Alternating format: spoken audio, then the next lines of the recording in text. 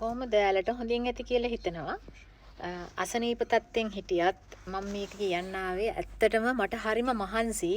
මම තවත් කිසි කෙනෙක්ට කිසි දෙයක් කියලා දෙන්නේ නැහැ. දැන් හොඳටම ඇති.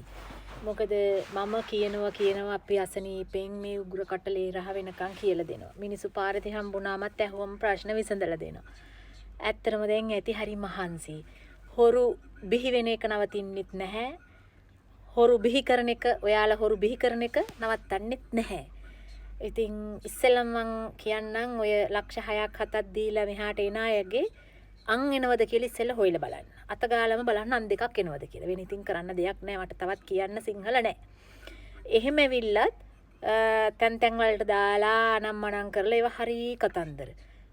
ඔය පාර මමත් කරනවා අර ග්‍රීන්ලෑන්ඩ් එකේ දැන් යෂෙන් මේකත් කිව්වේ බිල් පොත් තියනවා කිව්වා. පොඩි එක සයිස් වල බිල් පොත් තියනවා කිව්වා. ග්‍රීන්ලෑන්ඩ් එකේ. මම මේ පොතක් අරගෙන හරි මට පුළුවන් මේ වීසා කරනවා මම ඒජන්සි එක වැඩ කරන්නේ. මම ඔයාලට මේ සල්ලි ගෙවන්නම් ඔයාලට 1600ක් 2000ක් මේ සමහර විට ඔයා මාව දන්නවා ඇති මම නොදන්නවත් ඇති කරන්න දෙයක් නැහැ. රවට්ටනවා නම් මිනිස්සු මං අනිවාර්යෙන්ම මේ දේවල් මිනිස්සුන්ට කියන්න ඕන. තමන්ට වීසා ගහගන්න අනුන්ගෙන් සල්ලි ගන්න එපා. තමන්ට ජීවත් වෙන්න අහිංසක මිනිස්සු රවට්ටන්න එපා. කවදා හරි කර්මය පරිසම් දෙනවා. ජීවත් වෙන්නේ සල්ලි වලින් නම් ඒව yaadෙන්නේ නැහැ.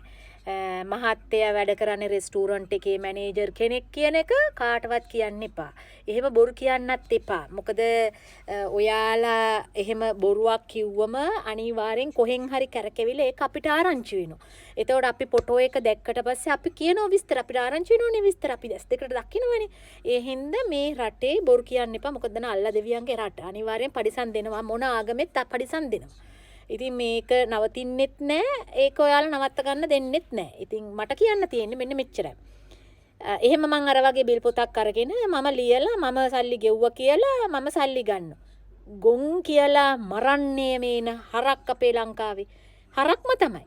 බිල් පොතක ඒජන්සි එක නම්බරයක්. ඒජන්සි එක නමක් නෑ.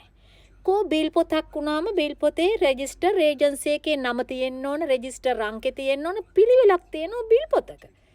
කිසිම හෙඩ්ලයින් එකක් නැති කිසිම නමක් නැති ඒක මේ මම සල්ලි ගෙවනවා කියලා මෙච්චර ගාණක් කියලා බිලක් කඩලා දෙනවා. එතකොට මේ බිල යගාව තියෙනවා. ප්‍රොසෙස් එක කොහොමද ප්‍රොසෙස් එක යන්නේ? මට මේ පොඩ්ඩක් කියනවාද ඒක? මමත් හරි ආසයි දැනගන්න. මොකද මම අවුරුදු 16ක් මේ රටේ අපි හරියට දුක් විඳලා මේ තැනට ආවා. මේ අපි ඉතින් මේ ඇත්තම මෙච්චර දුප්පත් වෙලා තියෙන්නේ මේ අපි හොර වැඩ කරපු නැති නිසා. හොර වැඩ නම් කරන්න නොදන්නවනේ. මොකද මම මාතර. ඕන ගැටයක් ගහන්නත් දන්නවා, ගහපු ගැට ලිහන්නත් මන් දන්නවා. ඒ නිසා නමුත් මෙච්චර කාලයකට ගැට ගැහුවෙත් නැහැ, අනුන්ගේ ගැට ලිහුවෙත් නැහැ. ඒ හින්දා මම මේ අහිංසක දුප්පත් ළමයි රවට්ටන එක මම මේ නතර කරන්න මේ කියන්නේ. කවදා හරි දවසක අනිවාර්යෙන් බලන්න මහ පාරවල් වල හිඟා කන්න සිද්ධ වෙන ඔය වගේ මිනිස්සුන්ගෙන් අපරාධකම් කරාම මේ මිනිස්සු ගෙවල් උගස් තියලා ඉඩම කුඹුර උගස් තියලා දුර ඈත පළාතක වෙන්නේ නැහැ. මට ඇයි බැරිද මේ මිනිස්සු රවට්ටන්න පුළුවන්? අපි බයයි. කාටේ? උඩ ඉන්න දෙයියන්ට. අපි අදහන ආගමට. බුද්ධ ආගමේ කියලා තියෙනවා. අපි ඒකට බයයි. අපිට ලබනාත්ම අපිට මොන වෙනවද කියලා අපි මැරුණට පස්සේ අපි දන්නේ නැහැ. නමුත් මේ ආත්මේ අපෙන් බිහි වෙච්ච ළමයි ඉන්නවා. අපි හම්බ කරන දේන් තමයි අපේ දෙමව්පියෝ ජීවත් වෙන්නේ. දරුවෝ ජීවත් වෙන්නේ. ඒතකොට ඒවා yaadෙන්නේ නැහැ. අපි මැරුණත් දරුවන්ට ඒවා පරිසම් දෙනවා. ඒක තමයි සත්‍ය. ඒක හොඳට මතක තියාගන්න. මේ ඔය මෝඩකමට අහු වෙනවට ඉතින් අපිට කරන්න දෙයක්වත් නැහැ. ඉස්සෙල්ලා බලන්න ඕන ඔය ගෙන්නනේ උන්ට වීසා තියද? ජොබ් දෙනවයි කියන උන්ට වීසා තියද? ඉමිරේට්ස් අයිඩියක් තියෙනවද? ඒ ඉමිරේට්ස් අයිඩි එක්ස්පයර් වෙන්නේ කවද්ද? උන් වැඩ කරන්නේ මොන කම්පැනි එකද? මොකද්ද? ඒව රෙජිස්ටර්ද නැද්ද කියලා කල්පනා කරන්න. ඊළඟට ප්‍රයිවට් වීසා එකක් ලක්ෂ ඒ කියන්නේ ලක්ෂ 9ක් 10ක් නේ ඩිරාම් 8000ක් 9000ක් දීලා ගෙවීමේ ක්‍රමයට තව. මේ ලක්ෂ එච්චර ගාණක් දීලා ඉවර වෙලා වීසා එකක් අරගෙන ඉවර වෙලා මේ මොකද්ද හොටෙල් එකකට. ඒතකොට හොටෙල් එකෙන් වීසා ගහන්න ඕනේ. රෙස්ටෝරන්ට් එකෙන් වීසා ගහන්න. ඒතකොට අර වීසා එකට මොකද වෙන්නේ? මිනිස්සෙක් කතා කරාම පොඩි තමයි ඔයාලා අහුවෙන්න එපා දරුවනේ. මේක ඔයාලා එක්ක ෂෙයාර් කරන්න. ඔයාලගේ ප්‍රොෆයිල් එක අනිවාර්යෙන් මේ ටික දාලා තියන්න මේ සතුවාවට. මේ ජාවාරම කරන අය ඉන්නවා. අනේ කරුණා කරලා අහු වෙන්න එපා. අපිට කියන්න තියෙන්නේ අහු වෙන්න එපයි කියන එක. එයාලා මේ වීඩියෝ එක බලනවා කියලාත් මම දන්නවා. එයාලා මගේ වීඩියෝ බලනවා කියන එකත් දන්නවා. එයාලා මගේ මූණට මූණ හම්බ වෙනවා කියන එකත් දන්නවා. මාත් එක්ක කතා කරනවා කියන එකත් මමත් දන්නවා හොඳටම. එයාලාත් දන්නවා කාටද මං කියන්නේ කියන එක. කැමති අය කැමති විදියට තොප්පිය දාගන්න. කොයි වෙලාවක හරි කර්මය වලට පරිසම් දෙන එක දෙනවාමයි. මොකද මිනිස්සෙක් වුණාම අපි මෙච්චර කියවන්නේ අපිට කරන්න පුළුවන් අපිට බැරි කමක් නැහැ. මිනිස්සු අමාරුවේ දාන්න එපා යකුනේ. ඒකත් ලංකාවේ පොඩි ළම අවුරුදු 20යි 21යි. ඇයි මේ? රවට්ටපල්ල අවුරුදු 30 40 පැන්නේ පුගෙක්. ඒක කිසි ප්‍රශ්නයක් නැහැ. ඒ මොලේ මෝඩකමට අහු වෙනවට කමන්නේ. ආයෙ එන්න ඕනක් නැහැ. ඊස නැතුව ගිහිල්ල ඉවරලා ආයෙ මෙහාට එන්න ඕනේ නැහැ වගේ අය. ඔච්චර කියන මෝඩ වෙන්න ඕනේ. ඔච්චර මෝඩකමක් තියෙන්න ඕනේ නැහැ. අර පොඩි අය එපා උන්ගේ අනාගතයෙන්ම විනාශයිනේ. හදිසියෙන් හරි මේ රටෙන් එහෙම වෙලා ගිහලා වෙන රටකට යන්න බැරි වුණොත් මොකෝ කරන්නේ? සහගහන අපරාධ ඒ දෙමව්පියෝ දෙස් තිබ්බට පස්සේ ඔය සල්ලි හූරම් කන හැමෝගෙම පවුල් වලට ඒවා පරිසම් දෙනවා. මේ රටේ මිනිස්සුන්ව හූරම් කන මිනිස්සු ගෙනල්ලා අමාරුවේ දාන හැමෝන්ටම පරිසම් දෙනවා. ඒ දෙමව්පියෝ හූල්ලන හීල්ලිල්ලට සහ ජොබ් තියනවා කියලා ගෙනල්ලා ඔය ප්‍රයිවට් වීසා ගහනවායි කියලා ප්‍රයිවට් වීසා ගහන සල්ලි අරගෙන මුලා කරලා යන මිනිස්සුන්ට නම් සදාකාලික ණයකාරු මතක තියාගන්න. ලබනාත්මවල ඉපදුනාට පස්සේ හරක් වෙලා උපදින්නේ ඒ ගෙදරම හරකක් වෙලා උපදින්න පුළුවන්. කොහොමද එතකොට හරකෙක් වෙලා බල්ලෙක් වෙලා පූසෙක් වෙලා කුකුලෙක් වෙලා මෙරි ඉපදී මෙරි යනකොට කර්මය බුදුහාමුදුරුවවත් රහතන් වහන්සේලාවත් නෑ. ඔයගොල්ලෝගේ කර්මය මෙන්න මේක හේතු හින්දා මෙහෙම වුණා කියන්න. අන්නේ හේතුව හින්දා බයට ජීවත් වෙන්න.